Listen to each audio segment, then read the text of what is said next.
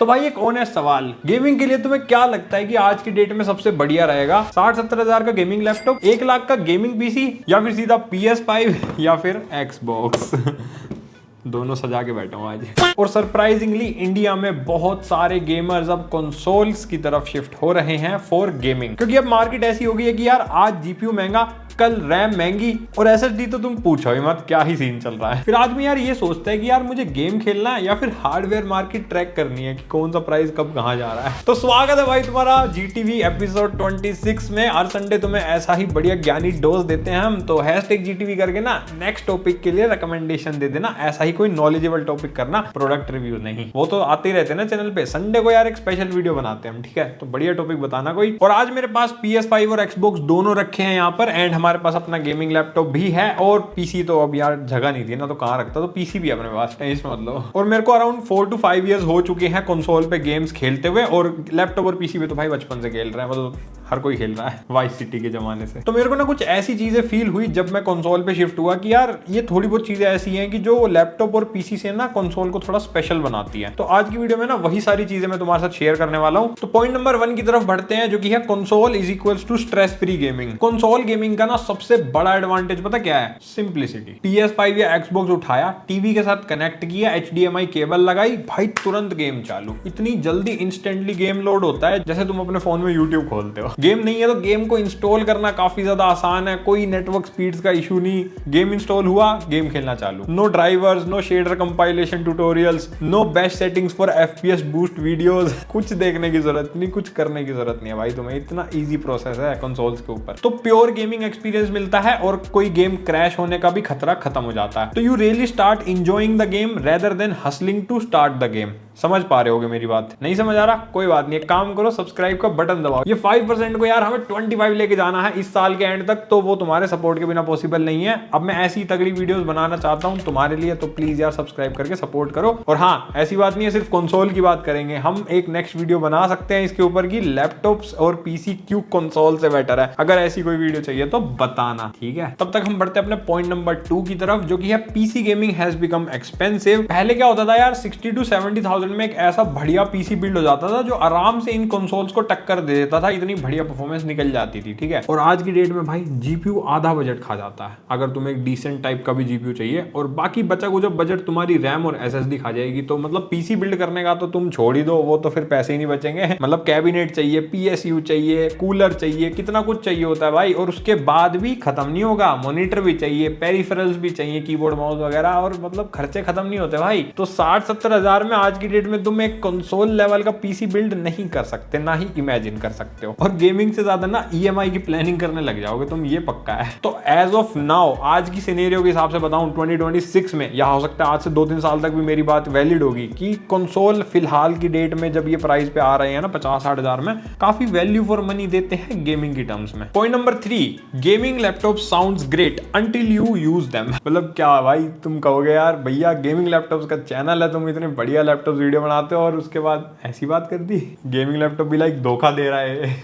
ऐसा कुछ नहीं है भाई। देखो कुछ चीजें हैं जो मैं तुम्हें बताना चाहता हूँ। गेमिंग लैपटॉप्स ना लगते बहुत सेक्सी है भाई, मजा आ जाता है उनको देख के। RTX दिस, RGB दैट, ऐसे टाइप की चीजें होती है ना भाई, मतलब फील तो देखो आती है जब गेमिंग लैपटॉप बंदा खरीदता है। लेकिन रियल लाइफ चीजें बताता हूँ, हीटिंग इशू बहुत कॉमन होता है इनके अंदर। मतलब तुम बढ़िया से बढ़िया लैपटॉप भी ले लोगे ना, तब भी वो तुम जब बेड पे रख के यूज करो या फिर कोई हैवी टास्क कर लिया, स्पेशली गेमिंग के अंदर, तुम्हें वैसे टेम्परेचर कम मिल सकते हैं, बट ऐसे ओवरऑल आसपास हाथ उत लगाओगे तो तुम्हें फील होगा कि यार लैपटॉप गर्म तो हो रहा है। कुछ कुछ लैपटॉप तो तवा भी बन जाते हैं। और फैन स्पीड भाई बढ़िया एकदम चल रही होती है, जू जू करके पंखे चलेंगे। और बैटरी बैकअप तो भूल ही जाओ, उस वक्त पे तुम्हें बैटरी तो मिलने नहीं वाली, सीधा पावर पे चलता भाई लैपटॉप। और थर्मल थ्रोटलिंग भी बहुत कॉमन इश्यूज हैं गेमिंग लैपटॉप्स में जो लोगों को फेस होते हैं। एंड अगर ऐसे ही तुमने तगड़े सिनेरियो में 2-3 साल तक लैपटॉप चलाया ना, तो लैपटॉप बोलेगा मालिक चेंज कर दो हमें, हमसे ना हो पाएगा। अनटिल और अनलेस तुम एक बहुत ही महंगा और हट्टा कट्टा गेमिंग लैपटॉप ना लो जो बढ़िया तुम्हारे 5 से 6 साल निकाल दे। अब ये तो मैंने कुछ तुम्हें नुकसान बता दिए, लेकिन देखो गेमिंग लैपटॉप स्टिल बहुत अच्छे होते हैं, क्योंकि उनके अंदर प्रोडक्टिव टास्क हो जाते हैं। मतलब मैं जनरली ना गेमिंग लैपटॉप्स उन लोगों को ज्यादा रिकमेंड करता हूँ जिनको भाई वीडियो एडिटिंग, फोटो एडिटिंग या फिर ग्राफिक डिजाइनिंग और ऐसे प्रोडक्टिविटी वाले काम करने रहते हैं, नॉट जस्ट गेमिंग, ठीक है? अगर तुम सिर्फ गेमिंग करने के लिए कुछ खरीदना चाहते हो ना, मतलब तुम्हें नहीं करने ये सारे काम, देन स्टिल मैं तुम्हें कंसोल ही रिकमेंड करूंगा। और अगर तुम ऐसे बंदे हो जिसको दोनों चीजें करनी है एक ही सिस्टम के ऊपर, ज्यादा खर्चा नहीं करना, अलग अलग चीजें नहीं लेनी, तब फिर गेमिंग लैपटॉप एक वैल्यू फॉर मनी चीज बन जाती है उन लोगों के लिए भी। बट सिर्फ गेमिंग एक्सपीरियंस चाहिए ना जिसको एकदम स्मूथ मस्त और तगड़े वाला, I prefer always console for them. अब मैं इसमें ना ये भी बात नहीं करूंगा भाई सेटिंग्स क्या है, FPS कैसे आते हैं, वो सब डिबेट अभी इस वीडियो में हम नहीं कर रहे, हम सिर्फ एक्सपीरियंस की बात कर रहे हैं आज, ठीक है। ऐसे तो वीडियो फिर बहुत लंबी जाएगी भाई, और इनका फिर डेडिकेटेड मेरे को लड़ाई करवानी पड़ेगी, तो अगर डेडिकेटेड लड़ाई चाहिए तो फिर कमेंट करना, उसके लिए हम अलग से वीडियो बनाएंगे। Point number 4 is consoles are better optimised. अब कंसोल्स का हार्डवेयर ना फिक्स्ड होता है, इसलिए स्पेसिफिकली ना तुमने देखा होगा कि डेवलपर्स ना गेम्स को ही ऐसे ऑप्टिमाइज करके लॉन्च करते हैं कंसोल पे कि भाई वो बढ़िया चले, इररिस्पेक्टिव ऑफ सेटिंग्स क्या रख रहे हो तुम या फिर क्या चीज है। गेम आएगा, PS5 पे गेम लॉन्च हुआ है तो वो बढ़िया मक्खन चलेगा, टेंशन नहीं लेनी कि भाई हार्डवेयर कंपैटिबिलिटी इश्यूज आ रहे हैं या फिर नहीं। लेकिन पीसी या लैपटॉप में अगर तुम देखो तो कोई नया गेम लॉन्च होता है और तुम्हारा हार्डवेयर पुराना है तो तुम्हें अपग्रेडेबिलिटी की नीड आ जाएगी, और उसके अलावा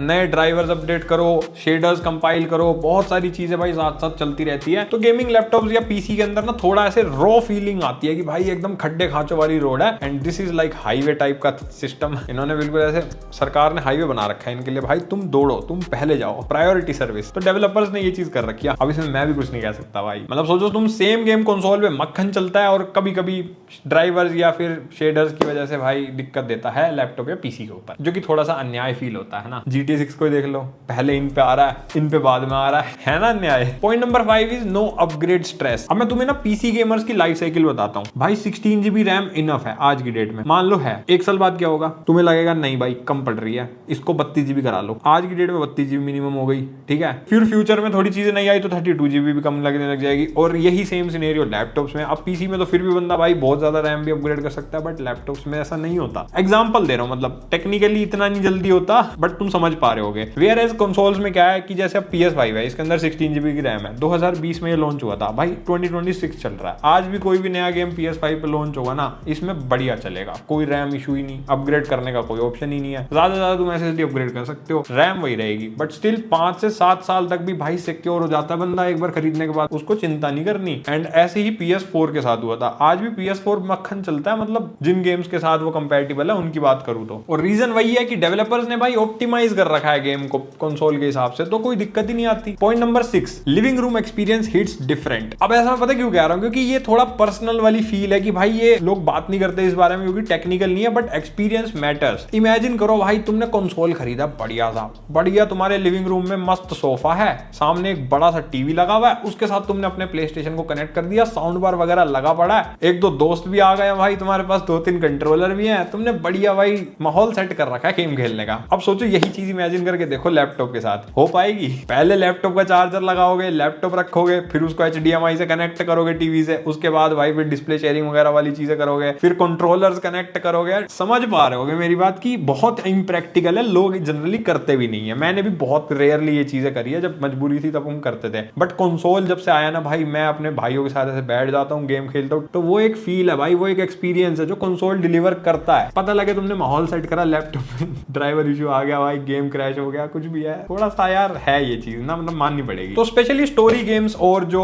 डुअल प्लेयर वाले गेम्स है, इनके लिए बहुत चीज अच्छी है, कंसोल के अंदर थोड़ा सा एज रहता है। बट हाँ, ई स्पोर्ट्स गेमिंग में भाई डेफिनेटली पीसी गेमिंग और लैपटॉप गेमिंग जीत जाते हैं। अगर तुम्हें फिर भी वो चीज कंसोल पे करनी है ना, तो करने का ऑप्शन इन्होंने दे रखा है, लाइक कीबोर्ड माउस कनेक्ट हो जाते हैं अपने PS5 और Xbox के साथ, और तुम बढ़िया अगर COD Warzone या फिर कोई ऐसे ई स्पोर्ट्स गेमिंग करनी है, Apex Legends वगैरह, तो वो भी तुम खेल पाते हो इन पे, ठीक है। Point number 7 is but console games are expensive. अब ऐसा नहीं है कि यार कंसोल परफेक्ट है, मैंने काफी सारी चीजें अच्छी गिनवा दी, लेकिन ये एक ड्रॉबैक है इनका कि इनके गेम्स बहुत महंगे होते हैं। लाइक नया गेम आता है 4 से 5 हजार का खर्चा है अगर तुम्हें तुरंत खेलना है तो। हालांकि वो सेल वगैरह में थोड़े टाइम बाद, 6 महीने बाद, कुछ महीने बाद वो सस्ता हो जाता है, उसका प्राइस ड्रॉप हो जाता है। बट नया नया तो भाई फिर वो एक गेम के सोचो 5,000 देने पड़ रहे हैं तुम्हें। या फिर अगर वो नहीं कर सकते तो PS Plus या फिर Xbox गेम पास जैसी मेंबरशिप्स, इनकी जो सब्सक्रिप्शन वगैरह आते हैं वो खरीदने पड़ते हैं गेम्स खेलने के लिए। उनके बिना गेम खेल ही नहीं सकते। सोचो खरीद लिया, लेकिन अब वो मोबाइल के रिचार्ज की तरह है, सिम ले ली, रिचार्ज नहीं करोगे फोन पे बात कैसे होगी? सेम सिस्टम है भाई। बट ये इतना महंगा भी नहीं है लोग जितना बताते हैं। मतलब मैं PS Plus मेंबरशिप यूज कर रहा हूँ भाई, 5000 मैंने सेल के अंदर दिए ब्लैक फ्राइडे में, पूरे साल की चिंता खत्म। अब 400 प्लस गेम्स की लाइब्रेरी आ चुकी है, बढ़िया खेलते रहो। इतने गेम है, खेलते खेलते खत्म ही नहीं होते। और ज्यादा ही चूल्हा है भाई, नया गेम खेलना है तो थोड़े बहुत पैसे खर्च कर लो, क्या दिक्कत है? नहीं तो OLX पे सेकंड हैंड CDM मिल जाती है।